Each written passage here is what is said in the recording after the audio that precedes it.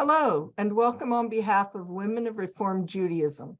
It's wonderful to be here with all of you for educating and empowering people about sexual harassment. This is the second webinar in the series for WRJ Says Stop, an initiative against sexual harassment and assault. I'm Trish Joseph from Cincinnati, Ohio, and I use she, her pronouns.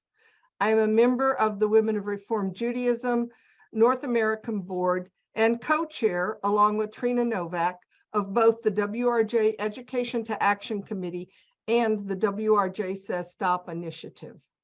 Before we get started, here are some Zoom tips. On an upper corner of your screen, you can switch between the gallery or Brady Bunch view and the speaker view, which allows you to see just the speaker. On the bottom is the Zoom toolbar. The microphone will allow you to control your audio. During this webinar, you will not be able to unmute yourself until the breakout rooms. The next button is the chat button. Click it to bring up the chat box. You will only be able to type to our hosts. If you have a question for the panel, you can either type it into the chat, or if you want to be anonymous, there's a link in the chat to a Google form. There you can submit an anonymous question. We have automated closed captions for this session. If you would like to view them, please click the CC button on your Zoom bar. This session is being recorded, and a reminder that the program is 90 minutes, ending at 9 p.m. Eastern Time. Here's an overview of tonight's program. I would like to say thank you to our speakers, Rabbi Micah Buck Yael of Keshet, and Marissa Machoto from the Sexual Assault Center of Tennessee. They will lead the education portion of the workshop about sexual harassment. They will help build a shared foundation about harassment, give the scope and biases of gender-based harassment, and tell how such harassments affect all of our lives, especially survivors. We will also learn how to recognize harassing behaviors and microaggressions in others and in ourselves. We will pause for a Q&A after they both have spoken. Then Jake Campbell, the Upstander Engagement Manager for the Nancy and David Wolf Holocaust and Humanities Center, will lead us in training on how to be an upstander when we witness harassment. We will then go to breakout rooms to begin to apply what we have learned and discuss some best practices in the congregational and communal world.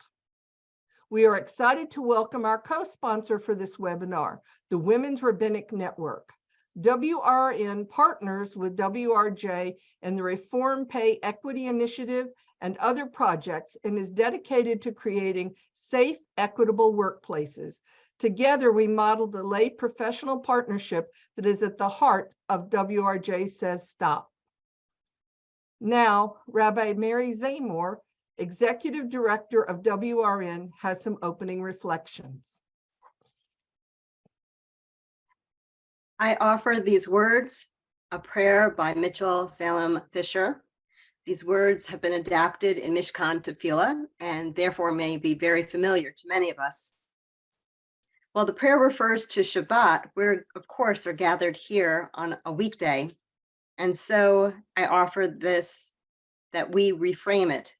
We pray these words, let us think of the reference to Shabbat as a time of complacency, and think of the prayer as a call to confront the realities of our world. Fisher writes, and we pray, disturb us, Adonai, ruffle us from our complacency, make us dissatisfied with the peace of ignorance, the quietude that arises from a shunning of the horror, the defeat, the bitterness, and the poverty, physical and spiritual, of humans. Shock us, Adonai. Deny to us the false Shabbat, which gives us the delusions of satisfaction amid a world of war and hatred. Wake us, O God, and shake us from the sweet and sad poignancies rendered by half-forgotten melodies and rubric prayers of yesteryears. Make us know that the border of the sanctuary, wherever we are in holy space, is not the border of living, and the walls of your temples are not shelters from the winds of truth, justice, and reality. Disturb us, O God, and vex us. Let not your Shabbat be a day of torpor and slumber. Let it be a time to be stirred and spurred into action. And I add to this prayer, God, source of truth, we are grateful for the ability to learn, confront difficult realities, and to find a better path forward. God, who sits by us when we're sick at heart, harmed, or diminished, we are grateful to hold each other through difficult times, to lift each other up, to pledge to make our community safer. God, who created us to understand wrong from right, God, who gave us laws to guide and protect us, let us use these gifts to create safe, respectful communities. God, thank you for the power to be able to speak out, working in partnership together to align our Jewish values with our Jewish communities. Thank you for the gift of envisioning a better way and for the tools to build that hopeful vision together. Amen. Thank you, Rabbi Zamor. Next slide. We will be discussing sensitive materials that may evoke emotional responses. If this occurs, we urge you to do whatever you must to take care of yourself, including some of the suggestions here. Next slide. If you need assistance, here are numbers you can call for support. They will be posted in the chat as well. Next slide. We would like to thank Ta'amod for the brief they have provided. During the talks, actively listen, share what you have learned, but not the personal stories. During the breakout sessions, participate and allow others to do the same. Thank you.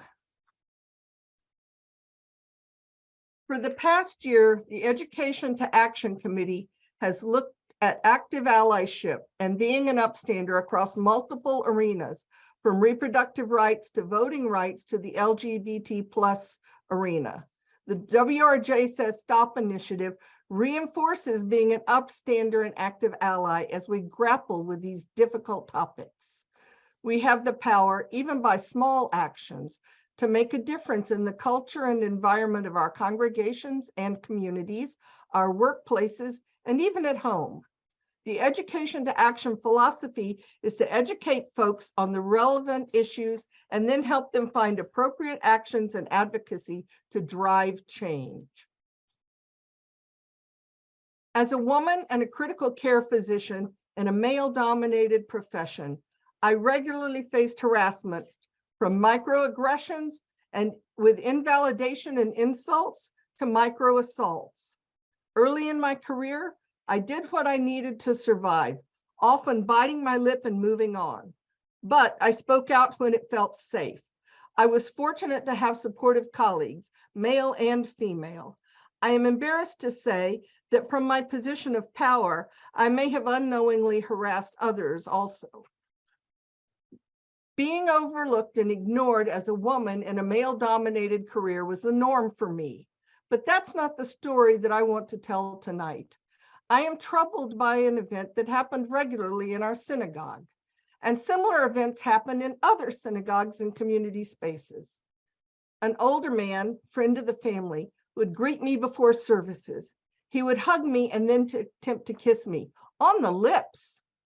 I'd turn my cheek, I would move my head from side to side. It was obvious that this kiss was unwelcome, yet he persisted. He would not stop until he planted that kiss. He did the same to other women and in front of his wife. I'm glad to say that he has moved away, and I am relieved that COVID has reduced the incidence of unwanted hugs and kisses. When I tell folks about these encounters, many respond there was no big deal. They say, he's from a different generation, or he's harmless, or he didn't mean anything by it. Nonetheless, I felt violated.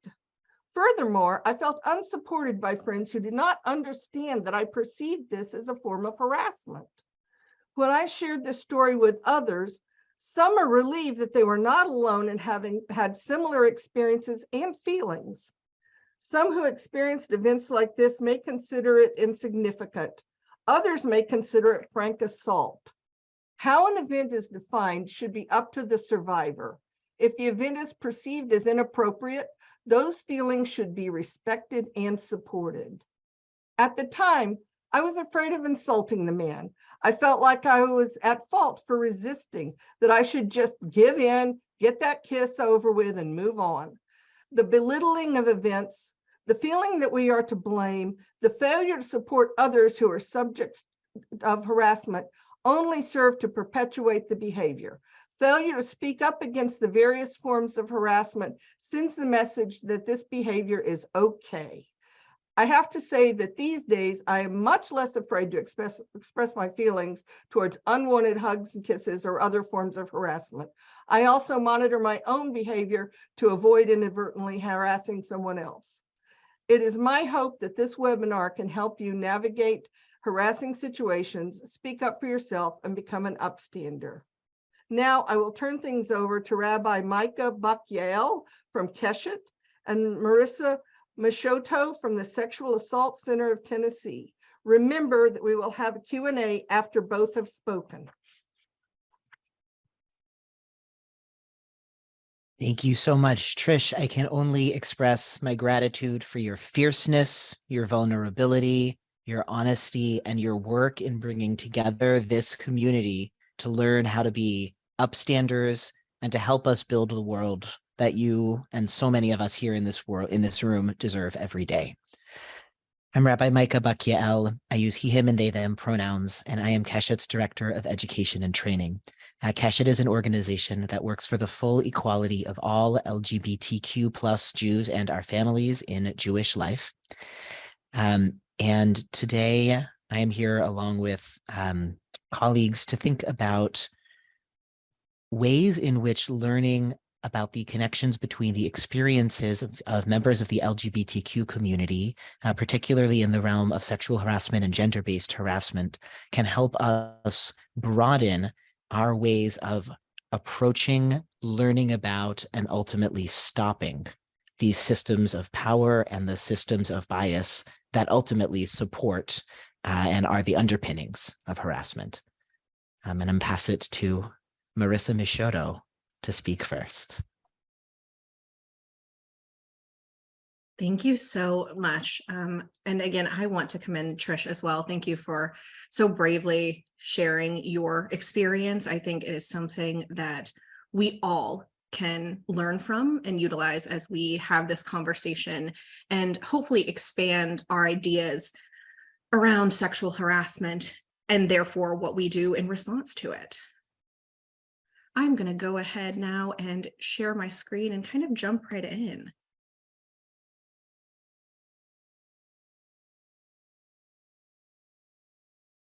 So my name is Marissa, and I work with an organization called the Sexual Assault Center, and I am a statewide training specialist. I am fortunate enough to speak with people across my region, but also folks all across the US and outside of the US from time to time about various forms of sexual violence. And a lot of what I get to talk about is incredibly informed by the amazing victim survivors that I worked with for years in direct service. So I keep that in mind, and I may pull in some of their strength and stories as I move through a little bit of this content. So laying the framework here around sexual harassment, let's talk about what that means. What are we saying when we're saying sexual harassment? There are a lot of terms, many of which get used somewhat interchangeably when talking about sexual violence. So when we're talking about sexual harassment right now, what we're largely talking about is behavior characterized by a pattern of unwelcome or uninvited sexual attention, remarks, or advances. And this can happen sometimes in workplaces. I think when media covers sexual harassment, oftentimes they're referring to harassment that's occurring within workplaces, but it's not exclusive to workplaces, right? This also happens in other professional settings, many other social settings, really in any setting in which we are gathering in community. There is the opportunity, unfortunately, for this to occur, right? And this can include verbal and or physical acts. And we'll break that down a little bit more in a minute. And this feels important. Sexual harassment, just like all other forms of sexual violence, is centered around power and control. I know that you guys have started to have some conversations about power dynamics, and it's going to be really critical to the framework that we're talking about here today. So in that vein, I want to share this graphic, which I really appreciate. This is constructed by Lydia Guy, and it is the revisioned sexual violence continuum. And this tells me a lot of stories when I look at it, right? The first thing is that sexual harassment doesn't exist in a vacuum. So we can't talk about it in an isolated way, right? We can't tackle it or try and mitigate it in an isolated way either. So when we're looking at this graphic, I'll tell you just a few things that jump out to me. First, the gray background. And what that represents in this visual is society at large. The ring around it represents societal norms, right? And what we see in the center, and probably what's jumping out to a lot of us when we look at this, is oppression. And we see these overlapping bubbles surrounding the word oppression that are some of the forms of oppression. Now, this is not all encompassing, but these are some forms of oppression that are inextricably linked when we're talking about sexual violence, right? These things are very connected. And a lot of that reasoning is because of power and control, those power dynamics that we keep reflecting back on. So oppression often happens through the weaponization of power. And all of that also connects us then to these varied forms of sexual violence, right? We see sexual harassment here on this graphic. We also see many other forms of sexual violence, and they are overlapping on this visual, right? They exist in kind of a circular form, right? And I think some of what that tells me is that they may happen in conjunction with one another, right? Just like these forms of oppression often happen in conjunction with one another, not in an isolated way. So we can't really have this conversation and talk about ending sexual violence without wanting to face and dismantle oppression and really confronting how society uses and engages with power dynamics. I think historically, we've talked about things like sexual harassment as an individual problem. And I think this also expands far outside of sexual harassment. I think all forms of sexual violence get discussed like it is a thing that we can isolate and address. And unfortunately, that's not the case, which I acknowledge can make it feel overwhelming at times. But I also think this gives us more context, more information to know that it's a societal problem. And that societal problem is the thing that allows individuals to then cause harm, which is what we're talking about with sexual harassment. So let's build out on that a little bit. How does this show up in our society? Sometimes really overtly, right? Some examples of sexual harassment, some individuals' experiences of sexual harassment are clearer, right? And some are less overt. Some you have to really parse through what those dynamics are saying and why then that language is more harmful in some cases, right? Or for some individuals. So some of the things that this might include: overt physical advances or sexually charged comments, uninvited comments about sexual orientation of others or assumptions about gender and sexuality, right? Comments like, "You don't seem gay," Many might not think of these types of comments, or assuming that one is queer or gay or non-cis, right? All of those assumptions may then play a role in the pattern that is harassment in an ongoing way. Comments about someone's choice of clothing or someone's body type. And a lot of times that comes with the undertones of objectification, right? Comments around body type then being a tool to objectify bodies that may or may not fall within those norms that we discussed. Sharing sexually suggestive media might be a way that this shows up, or telling sexually charged anecdotes, making lewd jokes, right? Whistling, more overt, assuming someone's role.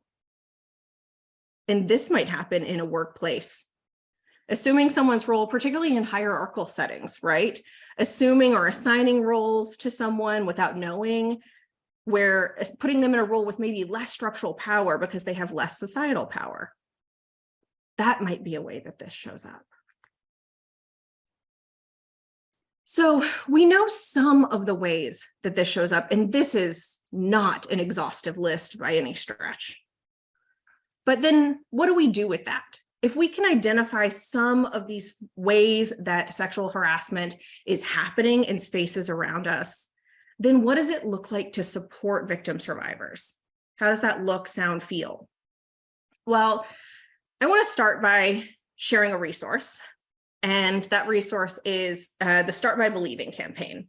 I think that they use incredibly practical language. There is a section on their website that talks about language that can be used in responding to disclosures. And on the website, they are talking about sexual assault, but this is incredibly applicable to other forms of sexual violence as well, including sexual harassment. So for some advisement on potentially practical language and tools that can be used, I think the Start by Believing campaign is really helpful. But here are some things that I think about when I'm thinking about trauma-informed support of victim survivors. And you'll notice me using that language. This is just a little caveat here, tangent, if you will. I say victim survivor because it allows autonomy. It allows the person who has experienced the harm to self-identify. For some people, the term victim acknowledges the experience, and that feels empowering. For some, survivor is the empowering language. It embodies how they feel in the aftermath of overcoming one form of sexual violence or another, right? Or other interpersonal violence. This isn't exclusive to just the conversation we're having today. But some of the things I'm thinking about with trauma-informed support are being a human first, right? So unless your role when someone is coming to you and talking about sexual harassment, or when you are witnessing sexual harassment, unless your role is that of an investigator, there is no need, right? So being a human first, listening and centering that victim survivor and their experience and their words, that would be probably the first pathway, if you will. Empowerment. That feels important. We've talked a bit about power and control, and what happens with power and control being leveraged in sexual violence like sexual harassment is the non-consenting stripping of power and choice and voice from a victim survivor, right? So being able to instill voice and choice in what happens in the aftermath is critical. That kind of empowerment. Making sure that conversations, much like what we've had today, it's been such a joy to work with this team who has really centered victim survivors' voices in this conversation. And it has been victim survivor led, the way that this conversation unfolds, which feels really critical to being trauma informed here. And then being a connector, right? Not a savior, not necessarily a therapist, but being a connector, knowing that you can hold space for someone, let them drive that conversation. And then if they are wanting resources, being able to offer those resources. These are some of the ways that being trauma informed in the wake of disclosure around sexual harassment or observation of sexual harassment can look. So I hope that this is helpful in starting the conversation regarding framework for how we look at, talk about, think about sexual harassment in our spaces. And I'm going to turn it back over to Rabbi Micah and learn. Amazing. Thank you. I'm just going to take a moment and bring up some visuals here. I tend to be a visual learner, which means I like to be a visual teacher as well. And perfect. Here we go. So I actually want to start off with a very deeply related framework. Marissa and I were speaking in preparation for this session and really found this to be often a critical way that we want to talk about the broader world of sexual violence, including sexual harassment, alongside other forms of sexual violence. And the way that I'm representing it here on this tool is as an iceberg, really thinking of certain forms of sexual violence as being granted a lot of visibility or treated as covert in our culture, and other forms, or sometimes the structures or ideas or practices that support or make possible, or as Marissa put it, create the conditions in which individuals might act out some of those more overt or visible forms. Those I'm sort of envisioning here as the bottom of the iceberg, actually often the bulk of the iceberg, but also the mechanism that holds up the entire structure. So thinking here about moments like violence against women and LGBTQ plus people, sexual and gender-based harassment, intimate partner abuse, threats, slurs, employment discrimination, unequal pay, right? As large-scale structural issues that live somewhere in this continuum that are often understood as these are the visible, easy to tackle, we can identify where they are issues. And really wanting to name that these are held up by stereotypes and social pressures, by implicit bias, by a practice of assuming that we know what someone's gender is based on their appearance or their voice, and then imposing a role. We're going to spend a lot of time talking about the practice of policing or enforcing gender norms, in particular within the LGBTQ community. And I also would argue in feminism as an entire practice and way of approaching the world. What happens is in a move to maintain or retain power and domination, many of these moments of large scale or small scale or interpersonal violence are actually aimed at putting people, quote unquote, back in their category and measuring and policing and guarding the edges of categories, expecting people to tone it down, to be less of themselves, not believing the experiences of women and LGBTQ plus people. Right? That is an act of re-traumatizing and re-inflicting the violence that has already occurred. Structural inequities. Assuming that the identities of LGBTQ plus people are somehow inherently sexual or political or inappropriate, right? That's a very particular form of marginalization or a very particular ideology that often gets leveraged against LGBTQ plus people. Assuming that feminism or the needs of women are a, quote, special interest. Not challenging, right? This notion of sort of pink tax, right? Sort of presenting things in the world as if they have to be different for women and therefore, more burdensome and more costly. Not challenging jokes and comments, right? Microaggressions. All of these are tools that support and prop up and actively create the conditions in which violence occurs. And I think we're going to go reasonably quickly through this because Marissa covered it in great depth, but the role of power is critical here. right? That when we talk about the spectrum of sexual violence, we're not talking about personal gratification, even if that might be the sort of presenting experience of an individual in a moment, the conscious level experience that they have. The system and this sort of mutually reinforcing system of misogyny and homophobia and transphobia is about power. And so these acts of harassment, they are often about asserting or maintaining power over another human, policing the boundaries of the system of gender and power. And often these acts are justified by implicit or explicit beliefs about groups of people. There's a graphic here in the corner, and you're going to receive these slides called the 4 Eyes of Oppression, which really talks about the ways in which ideologies interact with institutions. Ideologies and institutions are actually carried out and lived in by people having interpersonal interactions. And then many of us internalize the ideologies and the practices that we are presented with day in and day out. And these, sorry, I was just looking at the chat. That's the invitation to the question form. Perfect. And that the acts of violence or acts of oppression that take place in those 4 levels also reinforce and support one another and create a almost meant to be undetectable system of power and control.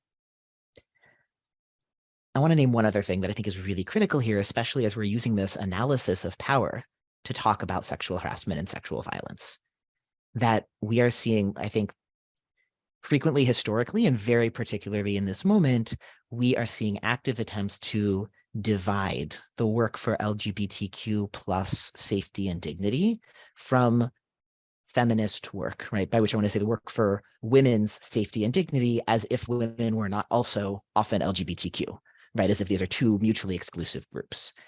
And there are very specific and concrete attempts to present the interests of these quote unquote 2 groups as if they are inherently in conflict with one another. Attempts to minimize and hide the impacts of harassment and bias. And stigma and blame and shame has always been part of the playbook, right? So I really want to name those core factors because I think that we are all going to be best able to use these tools when we think about using these tools of rejecting and ending and working against harassment and violence in ways that are expansive and in ways that think about the unique constellation of factors that any one of us might face when we encounter the potential for harassment, for violence, for bias. Taking a moment to check in, and I want to share there are some pretty unique experiences that LGBTQ plus individuals have. LGBTQ people are often targeted in unique and particular ways by sexual and gender-based harassment, and often find additional barriers in seeking safety, seeking resources, being believed, accessing services. So I want to name that 78% of trans and non-binary students in grades K through 12 reported sexual or gender-based harassment at school. 40% of LGBTQ plus employees, but that number jumps to 90% when we are talking about transgender and non-binary employees report sexual harassment in the workplace. And one particular factor, right, for anyone, it can be an incredible act of courage to come forward and to disclose and to seek resources and support. And one additional barrier that many people who are LGBTQ encounter is a fear of being outed in the process of attempting to disclose or to seek the support and the backing that they need. LGBTQ plus survivors or victims are often disbelieved about their experiences. And often one other thing that happens is sometimes specific manifestations of harassment against LGBTQ plus people are sometimes erased or minimized, right? That in particular, refusing to use someone's correct name or correct set of pronouns is an act of gender-based harassment, right? I'm going to distinguish that from accidentally misspeaking, being in the process of learning. We understand that people are all human, but when there are intentional refusals to use that correct language or intentional refusals to prioritize the process of learning, that does cross over into an act of harassment. Threatening to out someone is often a very unique dynamic and a very particular way in which harassment can show up for members of the LGBTQ plus community that often doesn't get sort of described when let's have a conversation about what sexual harassment is. I want to direct you, there's some really helpful statistics and numbers and studies that can help you understand a little bit about the very particular experiences of LGBTQ plus individuals. And I want to name, and I want to be attentive to the time, that one of the tools, right, and we're going to think about a lot of tools that prop up this system, but one of the tools that is particularly prominent and I think core to sexual harassment and the whole spectrum of sexual violence is the notion of dividing human beings into binary categories. When I say binary, I mean categories in which we are presented with two and only two options. When we are presented in a world in which two options are viewed as opposites, as mutually exclusive, and as essentially propping up one another by being opposite, right? So we see a lot of this in terms of stereotypes about gender, stereotypes assuming that, quote, men are strong, women are weak. Men are stoic and don't show emotion. Women are, quote unquote, less logical, right? All of these incredibly harmful stereotypes and biases are presented as if here are two opposite ways that we might think about people. And now these opposite ways are going to be constructed in ways that support power residing on one side of that binary.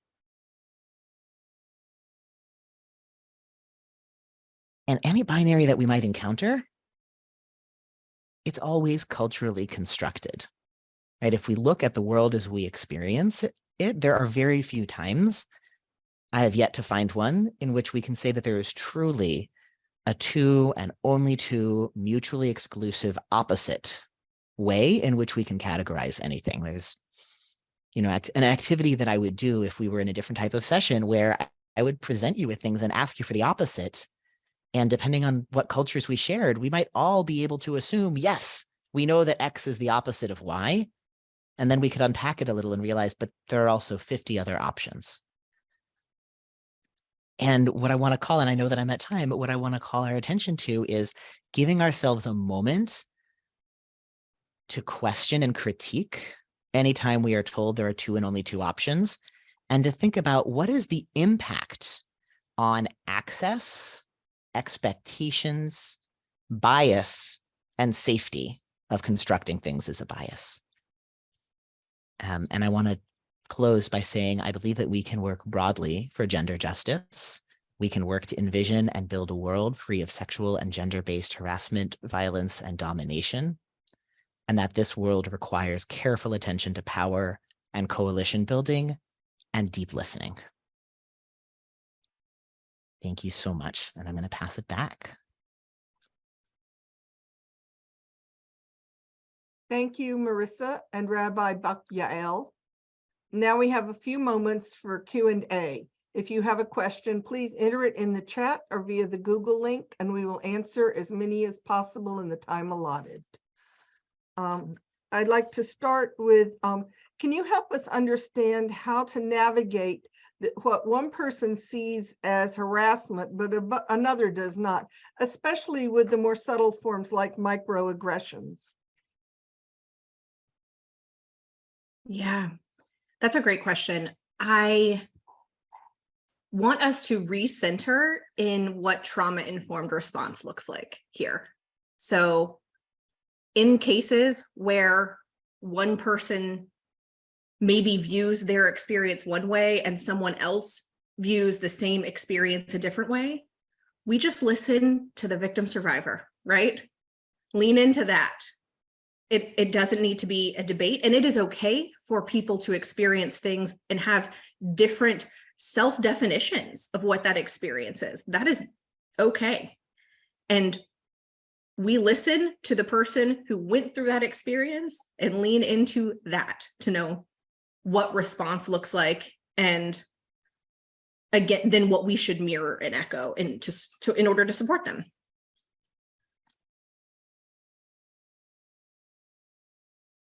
Okay. 100%. I would also add, the one thing I would add is it is also entirely possible for a person to stop doing an unwanted behavior, even without changing their mind or their interpretation. It is possible to hold someone accountable to the expectation of that person does not want you to do that thing. You will stop doing that thing. Thank you. Things have changed over time, and behaviors that were previously not tolerated are less tolerated today. How do I get past what I previously had to tolerate? Yeah, that's a great question too. So I think this is multi-pronged, the answer to this question. One is an acknowledgement that there are so many different pathways to healing. So diving into what feels best for that individual, right? For some, it's counseling. For some, it's getting involved in activism and advocacy. For some, it's meditative practice and breath work. For some, it's peer support. And peer support can look formal. It can be in peer support settings, or it can be informal, right? We exist within communities that offer a ton of warmth and support in lots of different settings. So I think there are so many different pathways to healing that make sense for different individuals. I also am thinking how important it is to honor what you did to survive and thrive in those moments, right? We can't, unfortunately, go back and make people see it for what it was and really lift up victim survivors in the ways that we wish they could have been. But our bodies, in many cases, take over. Without getting into the weeds of like neurophysiology of trauma, I think the ways that our bodies survive those types of traumatic experiences is really remarkable. And then the sort of active participation side of that individuals go through in order to, again, survive varied experiences. And I would just say that know that without the bravery that required, and then the advocacy that came out of those individuals, we would never be where we're at right now. So I think there's a lot to be acknowledged and honored there.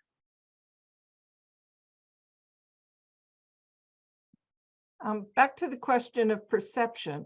What if both are victim survivors, but they perceive what happened differently?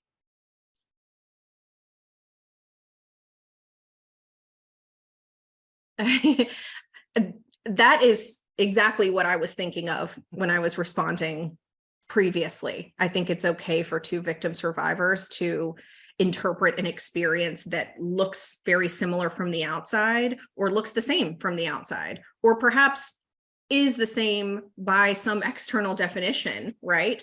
It's okay for them to perceive that differently and to then navigate that differently. And we can support both of those in tandem, right? Sorry, Rabbit. I know we unmuted at the same time. We have time for one last quick question. When a family member refuses to use the chosen pronouns of their relatives, is that a form of harassment? I would take us back to listening to the person who is experiencing it to define that term and how they are experiencing that to them for themselves. And I would know that that is an act that has a tremendous impact on a family member and a loved one because of what it communicates. Thank you, Marissa and Rabbi Buckyael. Now I turn things over to my co-chair, Trina Novak. Thank you, Trish.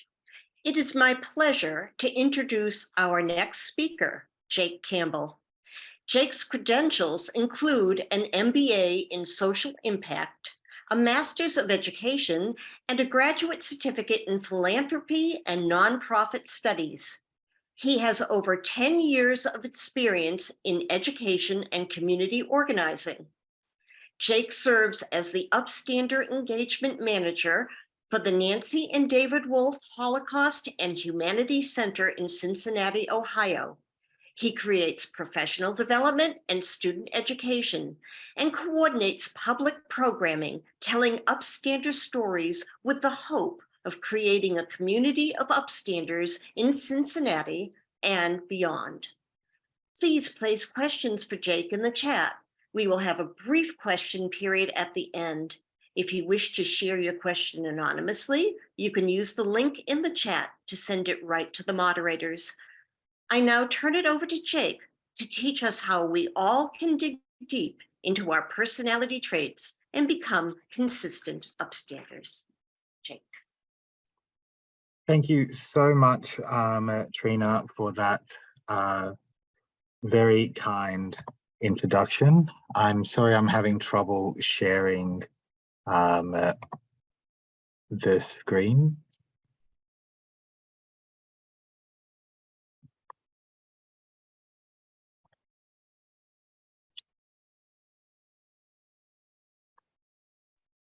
There we go. Thank you so much.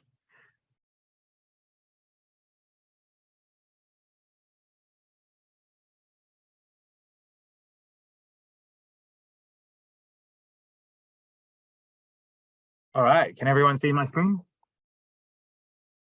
Fantastic. Again, thank you so much for the kind introduction, Trina. As Trina said, I work for the Nancy and David Walsh Holocaust and Humanities Center, managing their Upstander project. Our mission is to ensure that lessons of the Holocaust inspire action today. And as a part of that mission, we do education and training like this so that people may have the tools in their back pockets where they can find themselves in moments of where they are called upon to be upstanders.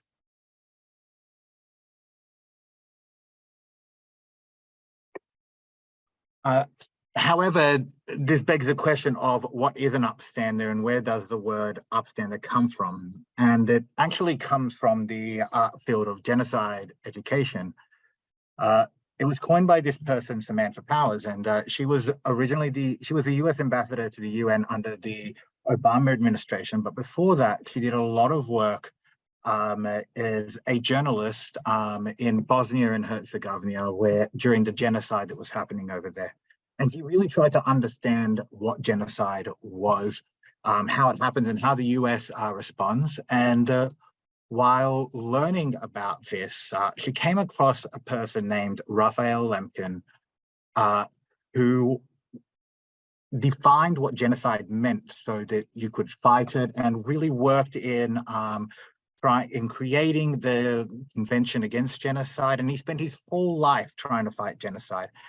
And it was for Raphael Lemkin that Samantha Powers first used the word upstander. And so how do we define upstander with that in mind? Well, as people who stand up for themselves and others. They harness their character strengths to find their moment and pursue justice, both great and small, inspiring others to be the best of humanity today. And I want to concentrate on a few key words here when thinking about our definition. So it's a long definition, right? The first I want to note is this first sentence. Like everything's okay. Oh, yeah, Right. that's it with food. This first sentence, which is people who stand up for themselves and others. So while an upstander we might automatically think of as people who stand up for others, it's also important to note that an upstander are those that also stand up for themselves, right? Because when you stand up for yourself, you do inspire others, and you also make a red line for people to know that they cannot create injustice in your space. Another thing I want to note is that the justice that they pursue is both great and small. That yes, it might be creating a huge movement for change or fighting the systemic issues for our world, but it can also be as small as just speaking up in a moment of injustice. This brings us to the methodology that we use at the Holocaust and Humanities Center, which uses the VIA character strengths. And to introduce these character strengths, I want you to think of a thought experiment that we have. So imagine you were walking down the street and idly kick an empty bottle while you're walking. You're tired, you didn't notice the bottle, you kick it. And as you do so, you are astonished to find a genie inside. The genie says they have been waiting for you to come along, that they are very impressed with you, and that they would like to transform you into a superhero. But there's a catch. You have to decide what color cape you would like to wear. If you choose the red cape, you will have the power to fight against undesirable things, the injustices of the world, like poverty, violence, war, famine. On the other hand, if you choose a green cape, you will have the power to help grow desirable things in the world, things like prosperity, peace, and justice. So I want to give you a moment right now and think, which would you choose? The red cape or the green cape?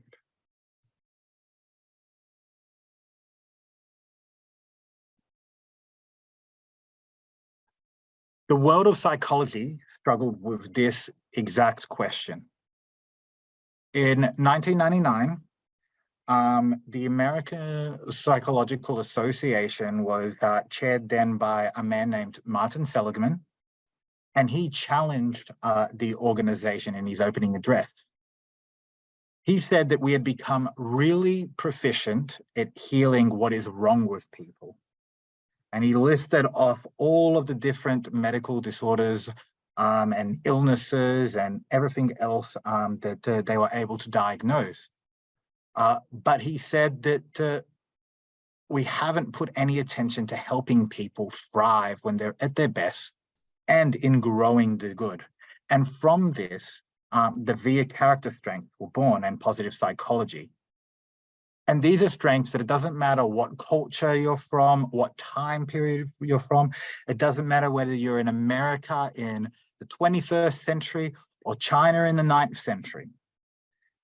They are values and they are strengths that are valued regardless. And they are a tool set that helps us, as they are in all of us, to see yourself in others and to promote the good in yourself in your world. Essentially a tool set to be an upstander. Of these 24 strengths, your top 5 strengths, also known as your signature strengths, describe you in particular when you are at your best. And they have 3 properties that do so. The first is that they're energizing. When you use these strengths, you don't feel exhausted, rather you feel uplifted and want more. They are effortless, and that is that they come easier to you. You do them sometimes without even thinking. Sometimes you do them without thinking when you shouldn't. And they are essential to you. That is, they are core to your identity and how you show up in the world. Now, you might wonder, what about our weaknesses? Does this mean that our bottom strengths of these 24 character strengths are our weaknesses? And the answer is no. That positive psychology and us at the Holocaust and Humanities Center see the world through these strengths. The better way is to think of it through the lens of this quote of Aristotle. Virtue is the golden mean between 2 vices, the one of excess and the other of deficiency. That is, when we do things that don't represent our best selves, it is because we are overusing or underusing our strengths. So as an example, one of my signature strengths, that is again my top 5 strengths, is humor. At my best, I'm using humor to lighten the mood of a situation, bring enjoyment to people. However, as one of my top strengths, I may be inclined to overuse my humor in ways that might hurt people or be inappropriate. In such situations, I would be a perpetrator rather than an upstander. Likewise, one of my lesser strengths is bravery. This may mean I'm inclined to underuse my bravery, which could mean when someone is being harmed or harassed, I might be less likely inclined to step in. I might be scared and become a bystander rather than an upstander. Character strengths are a tool, not to necessarily understand what you're good at, but how you best show up in the world and how you can be best positioned to do good. It's also worth noting that these character strengths have been tested. They've been surveyed with over 25 million people taking the strength survey. And they've found and validated and seen that each of the strengths correlate with each other, that they have a strength, they have a relationship both within yourself and also externally with others. And what this means is that your character strengths can collide in ways that create interpersonal and intrapersonal conflict. An example, right, would be creativity and prudence. Creativity, when you're for creative people and the people who might have creativity as a signature strength, they want to let go in the world. They want to think of all the possible situations that could possibly be, and they feel energized by thinking up these great solutions to problems, regardless of whether or not they would work in reality. Whereas a prudent person, someone who has prudence as a signature strength, wants to think about, well, if I do this creative thing, it's going to create all of these problems. What are the checks and balances we need to cross off? And this can create huge intrapersonal conflict between people. The creative person is going to feel overwhelmed and feel like they're being kept in a box by the prudent person, while the prudent person is likewise going to be overwhelmed by this creative person and feel as if they are reckless. In the same way that they can create collisions, they can also synergize in ways that can create a whole better than the two parts. So, and these usually the ones that create the strengths that create the greatest collisions also tend to create the greatest synergies. In this case, creativity and prudence coming together to create a realistic solution that's creative and would perhaps be something that others would not have thought of, but would work in the real world. So understanding these characters of a tool set is one part of it, but then you need to also understand what are the barriers of being an upstander. And think about right now, I want to give you the space and the chance to, what are some of the things that might stop you acting in a moment when you see injustice happening in front of you? Well, some popular ones that we have found at the Holocaust and Humanities Center include the bystander effect, this idea that somebody else might, if nobody else is doing something, why should you? Or why should you do something if there are so many other people who could do it instead? Implicit biases, right? That our brains are hardwired to make shortcuts, and these shortcuts can show up as bias. There's proximity bias where you don't know, where you only think that the people that you regularly interact with are good people. Or there's the halo effect, and likewise the horn effect, where just by how a person your first impressions of them, how they look, etc., makes you think that they can only do good or only do bad. And there's lots of these, and they're worth learning for yourself to understand what your own biases are.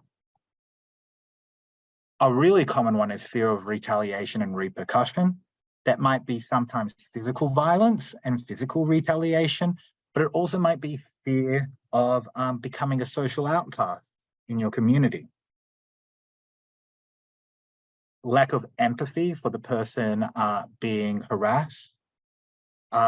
We know this especially in the world of sexual harassment, this idea of they deserved it because of how they dressed or how they were acting. Did they drink too much?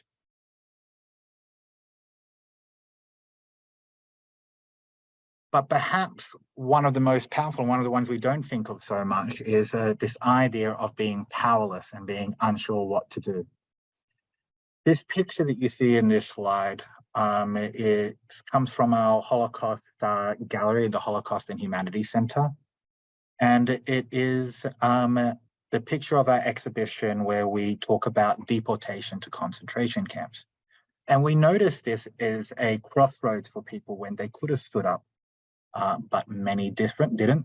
And we have 4 quotes, one from a bystander, the Jesuit priest, one from a local survivor, one from a perpetrator, and one from Raoul Wallenberg, who used his position as a Swedish diplomat to save tens of thousands of Jews.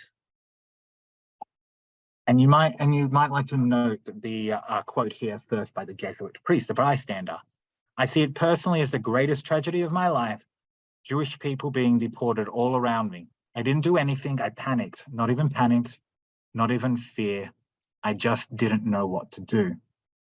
That when problems and injustices are so big, we can feel so small. And when we don't have a tool set, strategies, we can just become still and frozen in a situation. And we say that's this idea of not knowing what to do, or I didn't know what to do, is the bystander mindset. And we juxtapose this, contrast it with Raoul Wallenberg's quote, where he says, I will never be able to go back to Sweden without knowing inside myself that I had done all a man could do to save as many Jews as possible.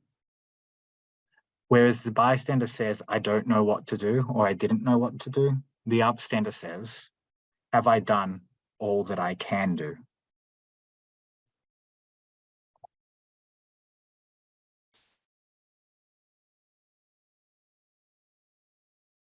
So this still begs the question, though, of how can you overcome these barriers?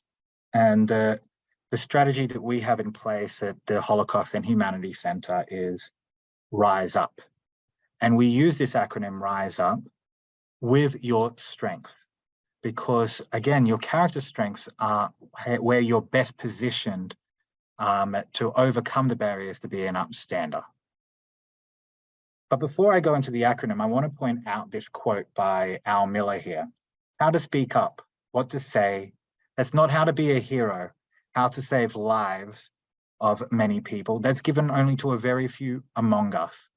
But a little thing, how to speak up, that shouldn't be so difficult, but it is for lots of people. And so again, thinking about that, even if you just speak up, sometimes that's enough. But let's have a look at some other ways that you might be able to overcome the barriers to being an upstander with your strengths, using this acronym Rise Up. One strategy might be to rally others. Perhaps leadership or teamwork is one of your signature strengths, or zest. And so you might be really enthusiastic, and you might see someone in a situation who has more authority than you, or maybe you want to rally people so that you have strengths in others, to call out a person who is being a perpetrator, or even to make another person feel safe in the moment.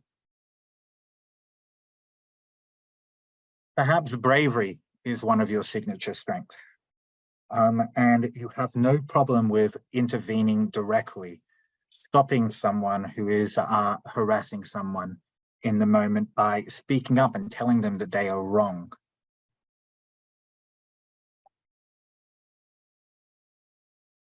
Maybe social intelligence or humor is one of your signature strengths, and your best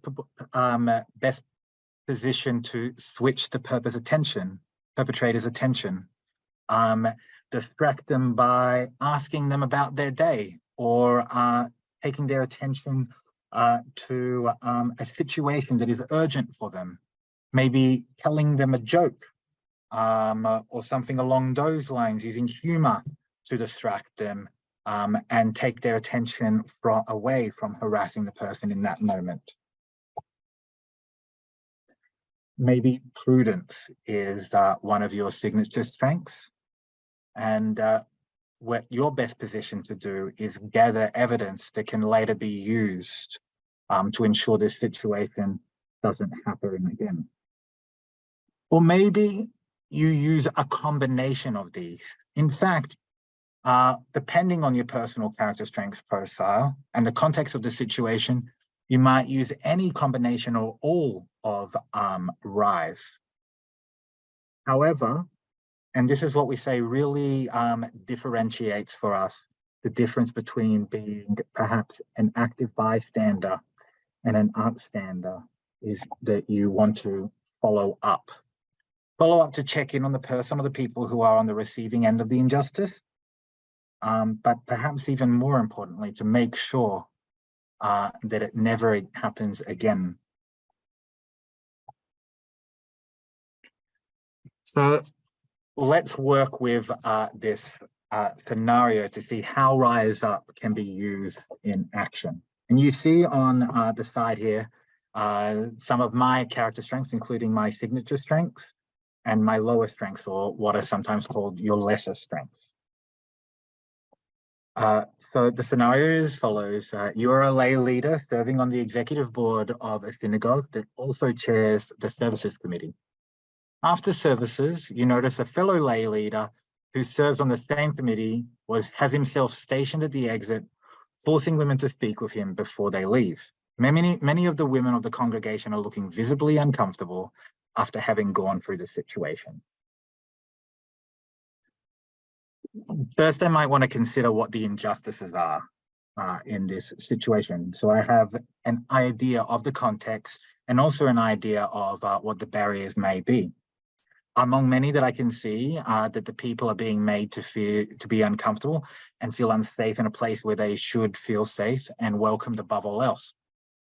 Another injustice I see is the misuse of power by someone who is a leader and meant to be at the forefront of building a safe community. After this, as I said, I now want to consider my barriers so I know what I need to overcome. Fear of repercussion is certainly one. Will I be ostracized if I take action? Perhaps, but I'm going to lean into my top two strengths of perspective and social intelligence. Social intelligence to empathize with the discomfort of the congregants and what they must be feeling and how this is not a community I want to be a part of. And perspective to remember the upstander mindset that we spoke about, that I must act until I have done all that I can do.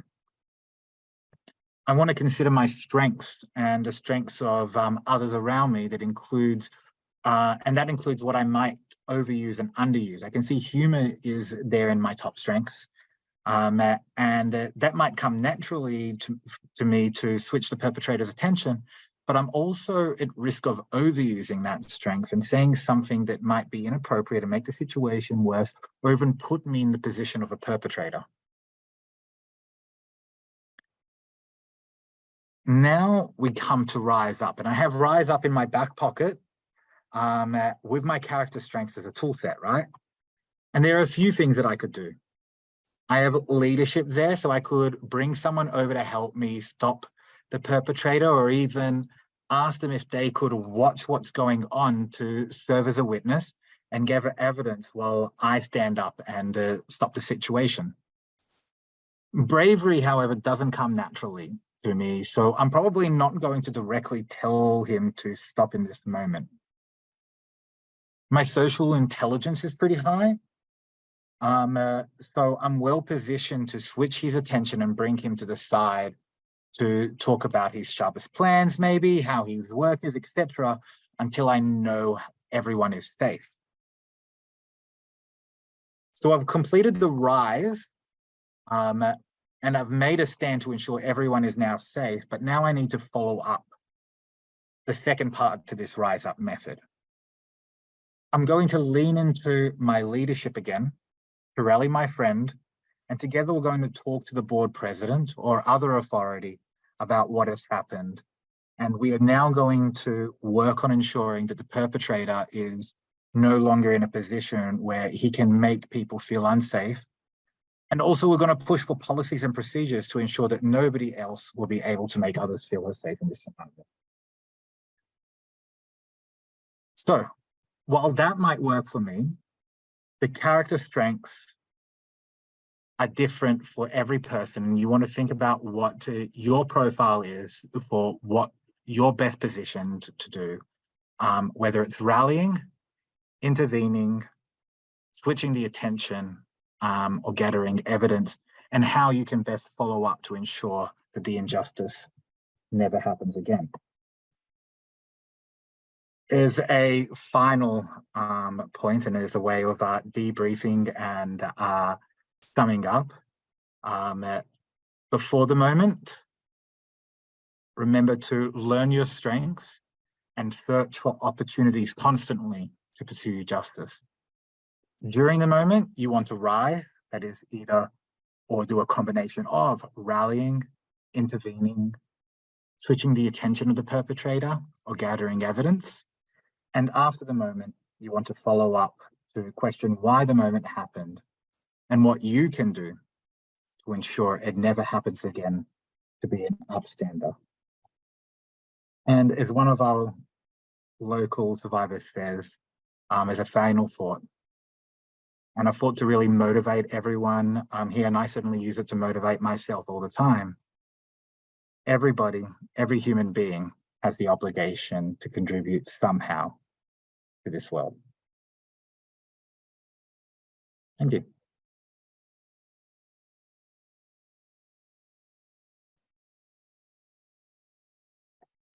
Thank you, Jake. I really appreciate that you have shared this upstander training program and your insights with us. We have a few moments for Q&A with Jake. If you have questions, please enter them in the chat or via the link, and Jake will answer as many as we are able to get to with the time allotted. And I'm going to ask a question that we got in. We all can pull from our character strengths to develop awareness of harassment, biases, and microaggressions, but how can I, as a timid and introverted person, be an effective upstander? Yeah, it's a really good question. And if you look at the 24 character strengths, you'll notice, right, that extroversion and introversion aren't there. And that's because they're not necessary. Extroversion isn't necessarily a strength, as neither is introversion or a weakness for that matter. What the character strengths do is give you a tool set for how you're best positioned.